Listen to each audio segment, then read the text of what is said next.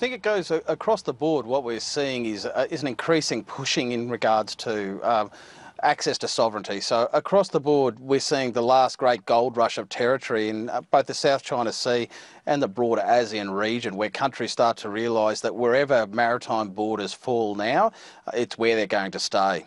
And so that goes with it all the resources that come along with establishing borders. So, I mean, we're in a really difficult stage at the moment. You know, I got to ask you, John, the resurrection, and this is just very recently, in just the last couple of months, of what is known as the Quad.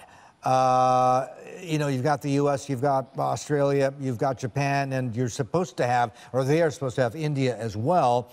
Where do they stand on South China Sea? One, I want to know. And where does this leave ASEAN, the Southeast Asian countries?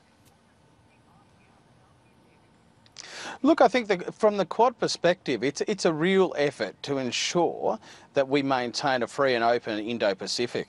As far as ASEAN's concerned, I think this is where the real pressure is. So from the China's perspective on ASEAN, we see the Chinese government really wanting to have bilateral relations rather than having these multilateral organisations and agreements to deal with. So that gives them more power in the bargaining.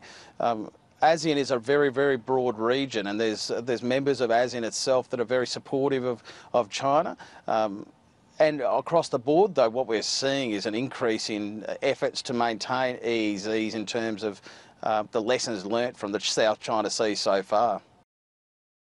Still watching? Perfect. Click here to watch another great video from CNBC International. Oh, and don't forget to subscribe.